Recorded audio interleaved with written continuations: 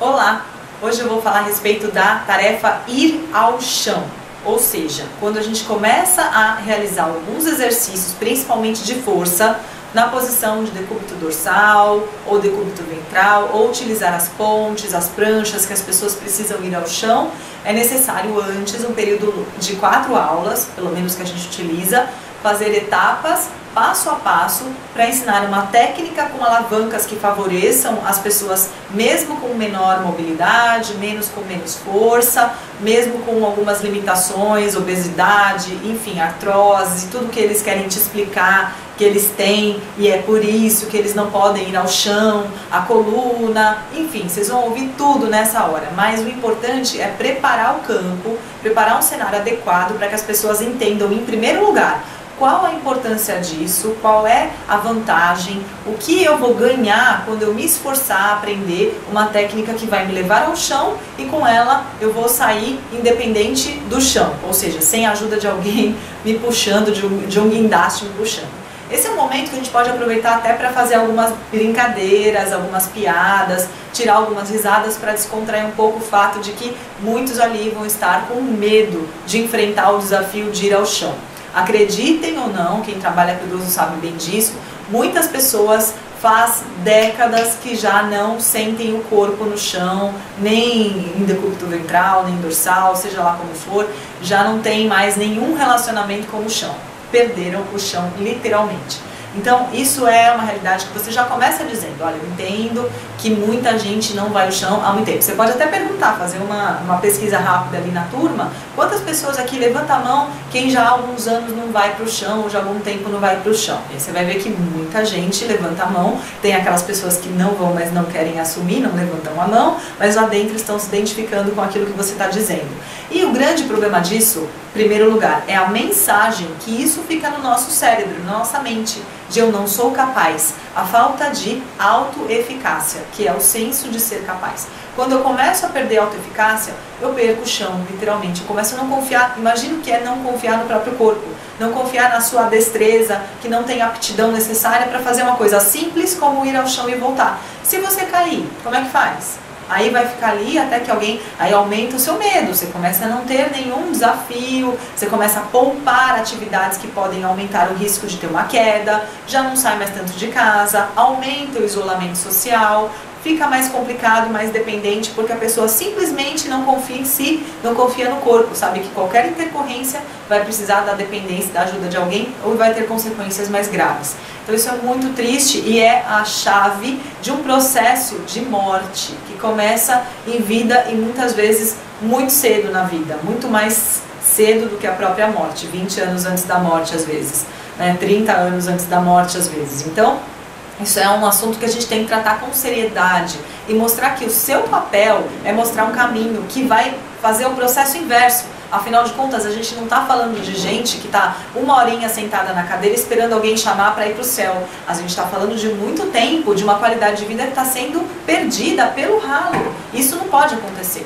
Então o que a gente precisa fazer é encorajá-los, mostrar que isso o quão sério é isso. Muitas vezes eles já se acostumaram a ter essas perdas e abrir mão de certas coisas, mas não podem se acostumar. Se eles abriram mão e se acostumaram a isso, é porque não encontraram um caminho, não enxergaram que havia uma possibilidade e uma nova escolha. Então, com bastante firmeza, com entusiasmo, com a crença de que você está falando a coisa certa e que está convidando eles a fazer algo seguro e que é necessário, e dando o suporte todo necessário para que as pessoas façam isso com segurança de fato, você vai encorajá-los e vai ser um papel, um personagem ali vital na hora da mudança desse comportamento. Então o que a gente precisa fazer? Primeiro, falar sobre alguns exemplos, né? Convidá-los a lembrar de como é bom o chão, de como é bom ter essa sensação, de como é bom confiar no corpo, de como é bom ter autoeficácia. Poder no chão, então, brincar com os netos, ficar numa posição mais confortável para fazer algum joguinho lá com a criançada, fazer uma faxina, às vezes só agachar para poder limpar embaixo do armário, pegar uma prateleira, você vai ver alguns olhinhos brilhando aí de umas donas de casa que adorariam poder fazer isso, que agora se veem obrigadas a ter uma pessoa em casa, que é a última coisa que elas queriam para fazer uma coisa que elas já não são capazes de fazer. É muito diferente da nossa geração que contrata e fala, graças a Deus, se vira com uma coisa que eu não quero. Para eles tem um significado completamente diferente, essa pessoa ali fazendo algo que ela não consegue, não tem mais capacidade, não serve mais para fazer. São coisas extremamente pesadas emocionalmente. Então o ir ao chão te ajuda a tudo isso. Fora que alguns exercícios realizados no chão são muito mais eficientes. Como é que você vai fazer, por exemplo, uma prancha que vai fortalecer o seu core, uma ponte ventral? Como é que você vai fazer um exercício que vai estimular de uma forma diferenciada a estrutura do peitoral, do braço, ou ao abdominal, ou alguns alongamentos que a gente pode conseguir fazer no chão? Enfim, você fica muito limitado quando não leva a sua turma para o chão. E isso, como eu falei, é um processo. Então você vai ver as técnicas que a gente utiliza tanto para descer quanto para subir. Existem dois tipos diferentes, que é com cadeira e sem cadeira. Com cadeira ou com um suporte mais elevado é quando a pessoa não tem flexibilidade para chegar à primeira etapa, colocar as mãos no chão. Que isso na prática vai ter vídeos que vão mostrar com os alunos fazendo, tá? Então com a cadeira a gente usa no caso, não é quando a pessoa tem mais medo, não é quando a pessoa tem mais fraqueza, é quando a pessoa realmente não alcança, e aí como ela não alcança no chão, ela não consegue realizar a primeira parte, a primeira etapa, aí não tem como fazer o resto. Então é com a cadeira e sem a cadeira, isso vai depender principalmente da mobilidade.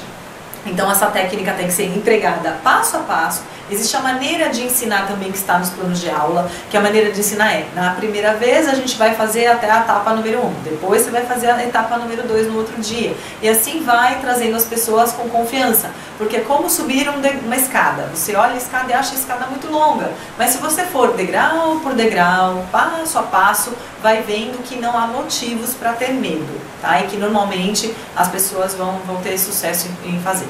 Acontece sim das pessoas, algumas pessoas, é muito raro, mas acontece da pessoa simplesmente se recusar. E aí você já avisa, logo que você iniciar a explicação, quem aqui tem a carteirinha de isento do chão? A pessoa, ela se recusa terminantemente e para ela o chão não existe e ela tem até, a gente brinca, tem a carteirinha, eu sou isento do chão ali, tenho a assinatura do clube das pessoas que não vão para o chão nunca. Então a gente vai trabalhar, algumas dessas pessoas a gente vai conseguir resgatar, algumas dessas pessoas não, vão continuar ali com a mente fechada e não por nada desse mundo você vai conseguir tirá-la da cadeira ou ela não vai tentar.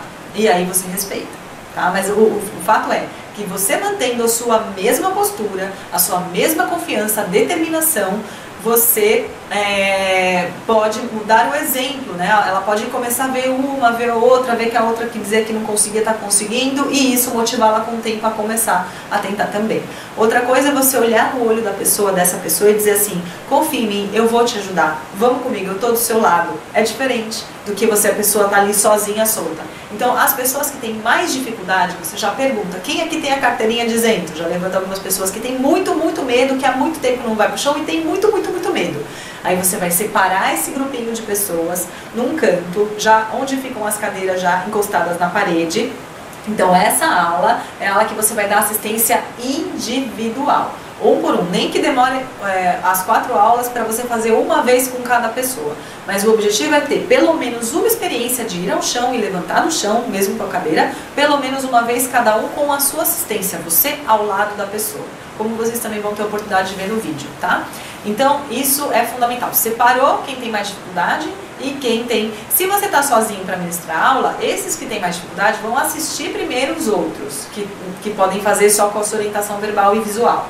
E depois que você finalizar, aí sim, você vai num outro momento ou na hora que terminar a aula. Se você está em dupla, que é o ideal, aí um professor fica acompanhando essas pessoas individualmente enquanto você vai dar conta do resto da turma, tá? Se for uma necessidade de você ter que se dividir, então vai ser no final da aula, você pode combinar, olha, um pouquinho cada um e aí vai fazer no final da aula, no começo da aula, para não atrapalhar o desenrolar da aula, tá? Enquanto as pessoas estão fazendo também juntas. Isso é muito positivo, é muito gratificante, a gente vê pessoas se emocionando, chorando, te agradecendo e por terem aprendido como fazer uma forma de ir para o chão e levantar sem se machucar, sem sentir dor, então é bem gratificante, vale a pena a gente insistir e ter aquele olhar de confiança, acreditando, quanto mais você tiver experiências como essas, mais você vai fortalecer a sua certeza de que é uma questão de confiar e de tentar. Quando você tenta, tudo dá certo, tudo pode ser desenvolvido, as coisas podem acontecer, vão melhorar, vão evoluir.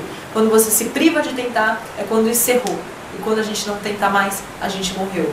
E essa é a mensagem que a gente tem que deixar sempre. Sempre tente. E mais um detalhe, quando você tiver terminado um processo, cada vez que a gente termina um processo como esse, a gente convida as pessoas a praticarem em casa, perto do sofá, em cima de um tapete, num lugar confortável, onde tem a segurança, tá? E que nesse praticar em casa, de preferência com o telefone do lado. Porque se você precisar ligar para o SAMU pedir resgate, já está o telefone ali. E nessa hora todo mundo racha de dar risada e descontrai, mas não deixa de ser verdade. É uma dica importantíssima.